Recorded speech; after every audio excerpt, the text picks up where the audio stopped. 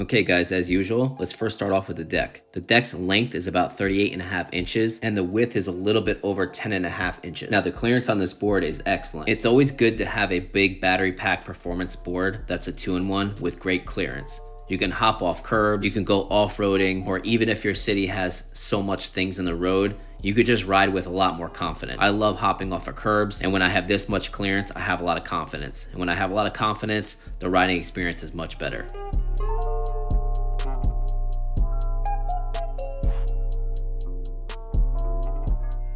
The concave on this deck is quite nice. It's very similar to the onboard Zeus Pro carbon fiber, except this one is a tad bit wider. They both have padded grip tape and there's no crazy W concave that's aching your feet in the middle. I like the carbon fiber Zeus Pro so much that this is my second one. The first one I had to sell because the deck started cracking and I always wished the Zeus Pro had about 20% more power. And now the Pivot GT satisfies that itch. But Propel did something a little bit more unique with their deck. They created something called a BVR unibody. So with this distinctive deck, it allows you to actually have a little bit more comfort, whereas a traditional carbon fiber board has zero comfort to it. It is very rigid and it's very stiff. Now, I took this on all the bad roads I could find. I didn't exactly feel flex per se. However, it does have a little bit more comfort than any other carbon fiber board I've ever ridden. So don't expect any type of flex like a traditional bamboo 2-in-1 board would have, because it doesn't have that. However, it is a little bit more comfortable and it's definitely a nice perk to have when buying a carbon fiber board because no one else has this feature.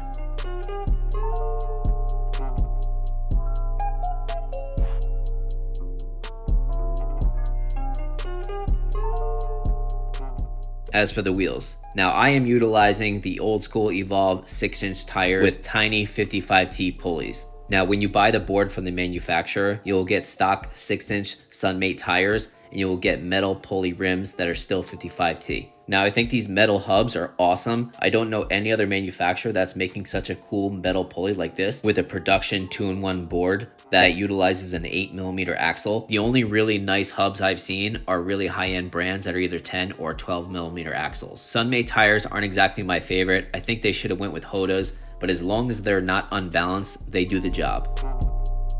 As for the trucks, these are 9 1/4 double kingpin trucks. Now, they're nothing special here. They turn very well. In my opinion, they actually have pretty good stability for double kingpin trucks. So I think they're using the right durometer bushings or they're just a higher quality bushing. Now, some people are a little bit discouraged purchasing this board because of double kingpin trucks and thinking they're unstable. Double kingpin trucks are not unstable. All you have to do is practice. It takes some time and hard work, just like everything else you want to accomplish that is hard to do. Nothing worthwhile comes easy. A lot of times people want to buy a high performance board and just go fast in a straight line without any consequences. So don't be afraid to practice just like I did.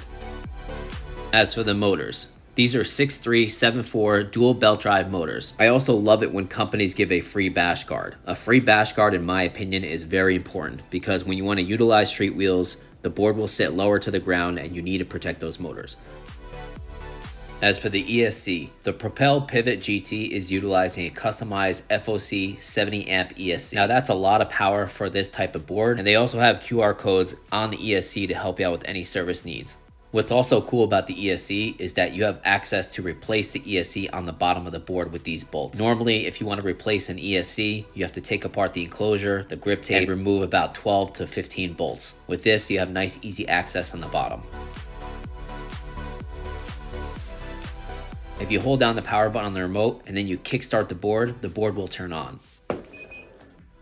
Now, when you yank on the brake, you'll see the brake light illuminate, which is a great feature because now you don't have to buy any shred lights. Now, if you hold down the mode button, it'll actually illuminate the light with a blinking mode throughout the entire ride. So if you want to be noticed a little bit more, this is a good feature to have. Now, if you want this feature to stay on and you also want a brake light, you yank the brakes, it'll illuminate even brighter in a solid mode to show the riders behind you that you are braking. Then to turn it off, just hold down the mode button again.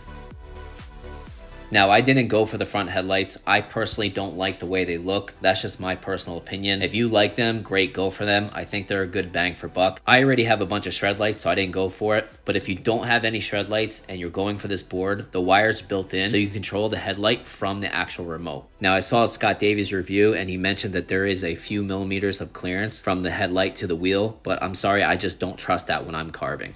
As for the remote itself, your classic lingy remote that has all the information you need. You got your battery meter for the remote itself and the board. You have your total miles, you have your trip miles, you have 4 speed modes, you have 4 brake modes. You could switch from miles per hour to kilometers per hour, and of course you have reverse. And it also uses USB-C for charging.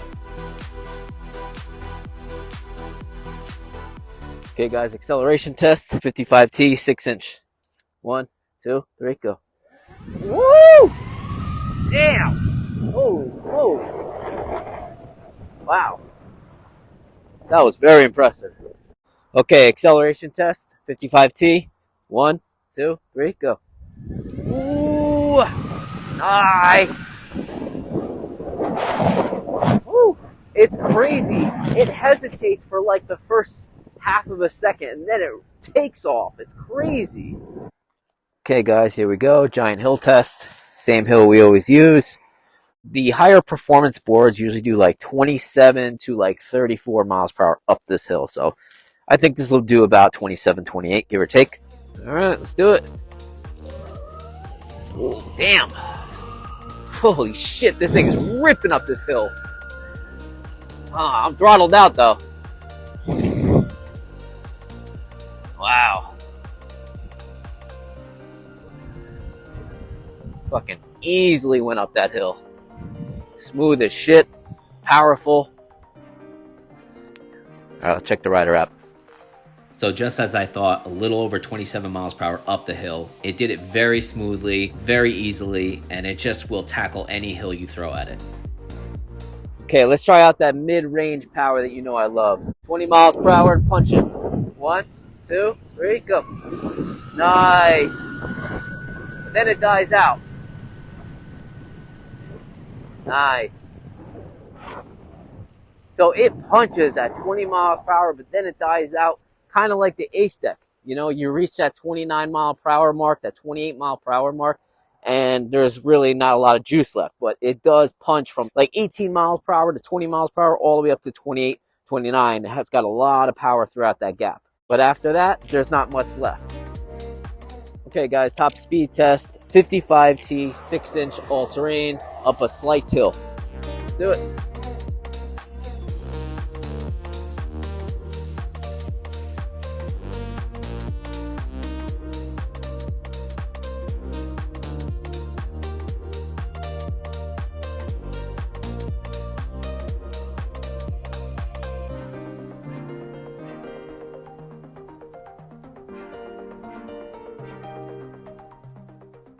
All right, let's check the rider app. Now I got a little bit above 30 miles per hour. In the past experience, usually that slight hill takes away about 1 to 2 miles per hour. The website shows about 35 miles per hour this should reach. I'm assuming that's with the street setup. So don't assume you're getting 35 plus miles per hour out of the stock AT setup. Let's do a brake test real quick. 15 miles per hour. 1, 2, 3, brake. Nice. Good brakes. Do a brake test at 15. 1, 2, 3, brake. Damn. I had the belt a little loose, so that's why they did that. But very impressive brakes, very impressive takeoff. As for the battery, the PROPEL Pivot GT is utilizing Samsung 50S 12S4P 864 watt-hour battery. Now I've yet to see a 12S4P setup with over 850 watt hours. If there's something else out there, please comment below. They also have this new PCBA approach that's more resilient, shockproof, and eliminates the wiring from the battery design. As for range, I'm a 155-pound rider, and the temperature was about 34 degrees Fahrenheit outside. I got right under 23 miles of range with the PROPEL Pivot GT. Now I have to assume I would get about 10% more range if I was riding in warm conditions. Riding in this cold of weather really reduces your range a lot. Now, a few things worth mentioning. When you get this board in a 2-in-1 setup, the street wheels that come stock with the board, the pulleys that come with the street wheels are actually glued into the back of the wheels. So if you wanted to use these ABEC pulleys on a different wheel setup, you cannot. They're also a really cheap China-based 97mm wheel, so you're really not missing much if you don't get the 2-in-1 kit. The double kingpin trucks are just very generic and pretty dang cheap. There's nothing wrong with them. They have great stability and great carb. I don't know, I just feel like they're cheap underneath my feet. I wish they went with a higher brand or a higher quality double kingpin truck. I hate the location of the charging port and the type of charging port it utilizes, and here's why. So not only is this in a tough spot, but the port in here is a male port and this is a female port.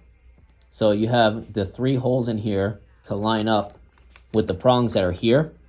And not only is it a tough spot, but you got to line it up the correct way in order to get here, which is just a pain in the butt to do.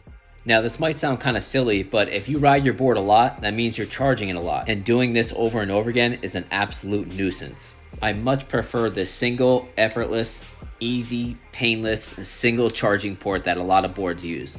Now, speaking of the ESC, my board is from October, and I was told anything after late September comes with the smooth version ESC. Mine definitely wasn't the smooth version because in pro mode, it was very twitchy. Not like the ace deck dead spot when you're cruising, you let go of the throttle and then you couldn't find the speed. It's not like that. When you're in pro mode, all RPMs are literally very twitchy and I hated it. So if you want to purchase this board and the order notes that's optional, type in that you definitely want the smooth ESC version. Again, they're supposed to come with them, but I don't know. I would just put it in anyway. The smooth version ESC has the same power as the race one. It's just tuned way better. I would also love to see Propel expand and get a USA warehouse. Now, I'm not sure if they don't have a USA warehouse, but I do know a lot of these Propel GT customers are waiting a long time to get their boards. And if they had a USA warehouse with a full stock of Propel GTs, there would be a lot more happy customers out there, and I think they would sell a lot more boards. I've seen a lot of customers that didn't buy this board simply because they don't want to wait for China shipping.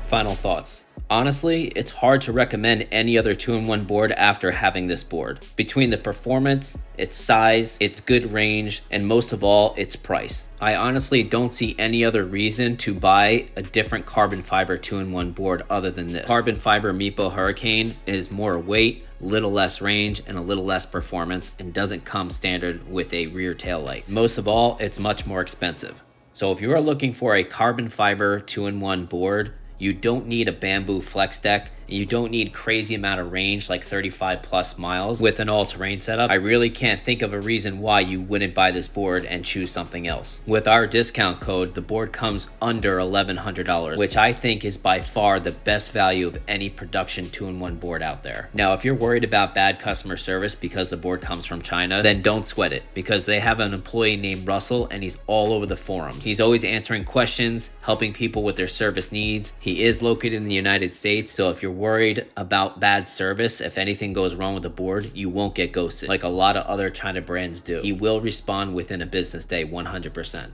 Thank you for watching, guys. Please comment, like, share, subscribe. Have a good one, guys.